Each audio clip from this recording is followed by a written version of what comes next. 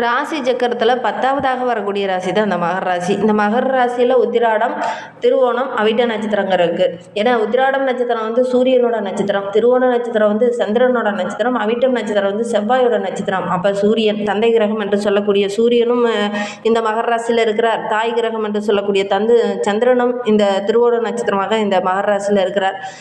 குழந்தைகள் என்று சொல்லக்கூடிய செவ்வாயோட நட்சத்திரமான அவிட்ட நட்சத்திரமும் இந்த மகர ராசியில் இருக்குது. ஒரு குடும்பமாக இவங்களுடைய ராசியில் 3 கிரகங்களும் இருக்கும்போது இவங்களுடைய வாழ்க்கை அப்படிங்கிறது பெரும்பாலும் குடும்பத்தை சார்ந்தே இருக்கும் அப்படின்னு சொல்லலாம். எதை எடுத்தாலும் என்னுடைய குடும்பம் தான் ஃபர்ஸ்ட் அப்படிங்கிற மாதிரி தான் இந்த மகர ராசி என்பர்கள் முதல்ல பேசுவாங்க அப்படின்னு சொல்லலாம். நீங்கள் பார்த்த உறவுகள் வகையில் எல்லா அன்பர்களும் இப்படி தான் இருப்பாங்க. பொதுவாக அந்த மகர ராசி அப்படின்னா ஒரு பங்கு மேலே இருப்பாங்க. என்னன்னா என்னுடைய குடும்பம் தான் ஃபஸ்ட்டு, மற்றதெல்லாம் தான் அப்புறம் அப்படிங்கிற மாதிரி சொல்லுவாங்க இந்த மகர ராசி என்பர்கள் அப்படின்னு சொல்லலாம். நீங்கள் பார்த்த உறவுகள் வகையில் மகர ராசி என்பர்களும் இப்படி தான் இருக்காங்களா அப்படிங்கிறத மறக்காமல் எங்களுடைய கமெண்ட் பாக்ஸில் தெரிவிங்க.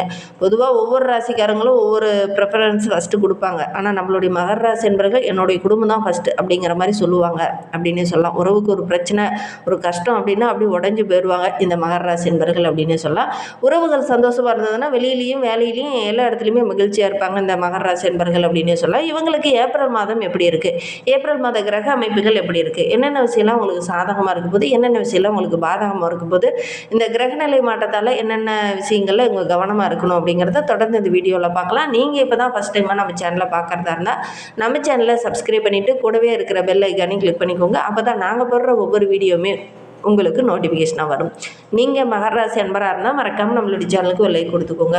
உங்களுடைய உறவுகள் வகையில், நண்பர்கள் வகையில் யாராவது மகர ராசி அன்பர்கள் இருக்காங்க அப்படின்னா மறக்காமல் இந்த வீடியோவை அவங்களுக்கும் ஷேர் பண்ணிவிடுங்க. மகர ராசியில் நீங்கள் எந்த நட்சத்திரத்தில் பிறந்தீங்க, உங்களுடைய இஷ்ட தெய்வ பெயர் என்ன, உங்களுடைய குலதெய்வ பெயர் என்ன அப்படிங்கிறத மறக்காமல் எங்களுடைய கமெண்ட் பாக்ஸில் தெரிவிங்க. உங்களுக்கு ஜோதிட ரீதியாக ஏதாவது சந்தேகம் இருக்குன்னா டிஸ்கிரிப்ஷனில் நம்பர் கொடுத்துருக்கோம், அந்த நம்பருக்கு கான்டாக்ட் பண்ணுங்கள். அல்லது உங்களுடைய ஜனன ஜாதகத்தை பார்க்கணுன்னா கூட இந்த நம்பருக்கு கான்டாக்ட் பண்ணுங்கள். இந்த மகர ராசி அன்பர்களுக்கு இந்த ஏப்ரல் மாதம் அப்படிங்கிறது கொஞ்சம் ஏற்ற இறக்கம் நிறைந்த மாதமாக தான் அமைந்திருக்கு. மன அழுத்தம் கொஞ்சம் அதிகமாகிற மாதிரி ஒரு சூழ்நிலை இந்த காலகட்டத்தில் ஏற்படும். குடும்ப உறவுகளால் ஒரு சில இடத்துல சின்ன சின்ன மன அழுத்தங்கள் வரலாம். செலவுகள் கொஞ்சம் அதிகமாகிறதுனால ஒரு சிலருக்கு ப்ரெஷர், எப்படா இந்த செலவை சமாளிக்கணும் அப்படிங்கிற மாதிரி ஒரு சில சூழ்நிலையெல்லாம் இந்த காலகட்டத்தில் இந்த மகர ராசி என்பர்களுக்கு ஏற்படும் அப்படின்னு சொல்லலாம். ஆரோக்கிய விஷயத்துலேயும் கொஞ்சம் கவனமாக தான் இந்த காலகட்டத்தில் இருக்கணும்.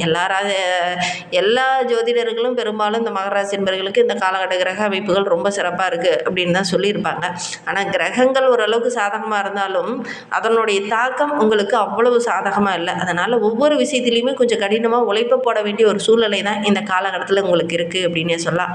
எந்த சூழ்நிலை வந்தாலும் அதை சமாளிக்கக்கூடிய ஒரு திறனுள்ள ஒரு நபராக இந்த காலகட்டத்தில் இந்த மகர ராசி என்பர்கள் வர போகிறீங்க அப்படின்னு சொல்லலாம். வேலையில் கொஞ்சம் எச்சரிக்கையாக இருங்க. தேவையில்லாத வாக்குவாதங்களை கொஞ்சம் தவிர்த்துக்கோங்க. அதோடு கூட சக ஊழியர்களால் ஒரு சில இன்னல்கள் இந்த காலகட்டத்தில் வரும். கொஞ்சம் அனுசரணையாக இருக்கிறது உங்களுக்கு நல்லது அப்படின்னே சொல்லலாம். தொழில் ரீதியாக கொஞ்சம் மன அழுத்தம் வரும். இந்த மன அழுத்தம் அதிகமாகிறதுனால டென்ஷன் அதிகமாகும். இதனால் ஆரோக்கிய ரீதியாக சின்ன சின்ன தொந்தரவுகள் வரதுக்கான ஒரு சாத்தியக்கூறு இந்த மகர ராசி என்பவர்களுக்கு இந்த காலகட்டத்தில் இருக்குது. எந்த ஒரு விஷயத்தையும் ரொம்ப விரைவாக புரிஞ்சு கொள்ளக்கூடிய உங்களுக்கு இந்த காலகட்டத்தில் மன அழுத்தம் அதிகமாக இருக்கிறதுனால கவனமின்மை போன்ற பிரச்சனைகள் இந்த காலகட்டத்தில் வரதுக்கான ஒரு சூழ்நிலை இருக்குது. ஒவ்வொரு விஷயத்திலையுமே கொஞ்சம் கவனமாக இருக்கிறது இந்த காலகட்டத்தில் இந்த மகர ராசி என்பவர்களுக்கு ரொம்ப நல்லது அப்படின்னே சொல்லலாம். இந்த ஏப்ரல் மாதம் முழுவதுமே குடும்பம், வீடு இந்த சம்பந்தமான விஷயத்தில் ஓரளவுக்கு சாதகமான பலன் கிடைக்கும் அப்படின்னு சொல்லலாம். குடும்ப உறவுகளால் ஓரளவுக்கு அனுகூலமான பலன் இந்த மகர ராசி என்பர்களுக்கு கிடைக்கும் அப்படின்னு சொல்லலாம். சொத்து வாங்குறது, விற்கிறது இந்த மாதிரியான விஷயத்தில் கொஞ்சம் கவனமாக தான் இருக்கணும். தேவையில்லாத பிரச்சனையெல்லாம் உங்களை தேடி வரும்.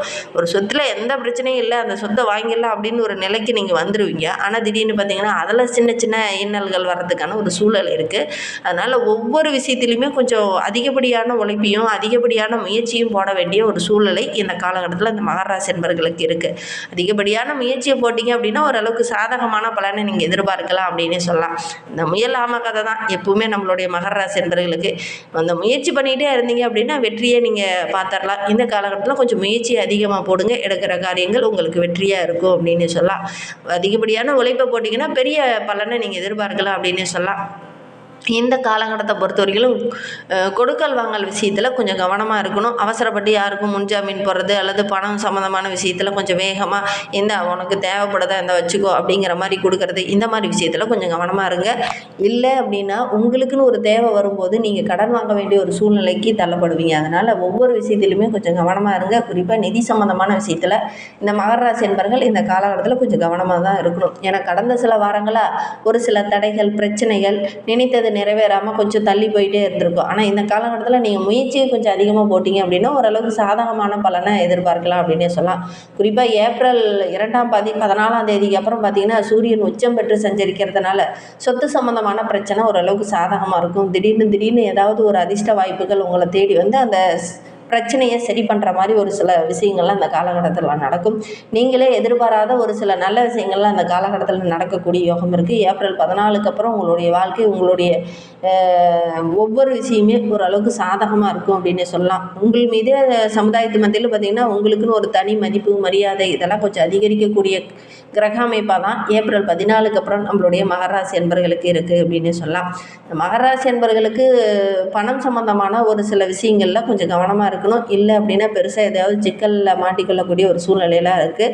யாருக்கிட்டையாவது பணம் கொடுக்கல் வாங்கல் விஷயம் வச்சுருக்கீங்க அல்லது ஏதாவது பொருளாதார ரீதியாக நிதி சம்மந்தமாக ஏதாவது வேலையில் இருக்கீங்க அப்படின்னா கொஞ்சம் கவனமாக தான் இந்த காலகட்டத்தில் இருக்கணும்.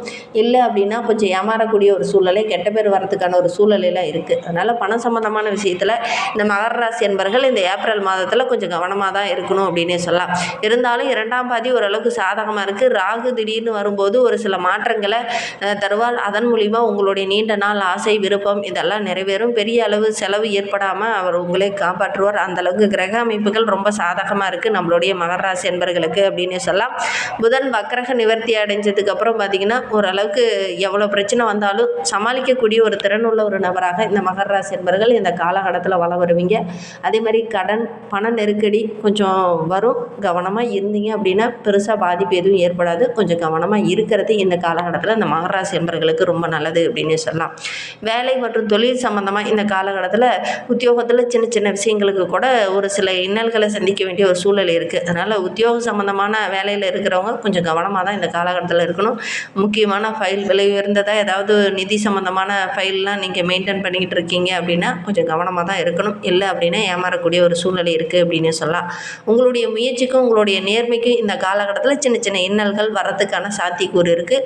அதிகப்படியான முயற்சி, கொஞ்சம் கவனம் இது இருந்தது அப்படின்னா இந்த ஏப்ரல் மாதம் நம்மளுடைய மகர ராசி என்பர்களுக்கு ரொம்ப ஒரு மகிழ்ச்சி தர மாதிரி நல்ல விஷயங்கள் அதிகமாக நடக்கக்கூடிய ஒரு அற்புதமான மாதமாக அமையும் அப்படின்னே சொல்லலாம்.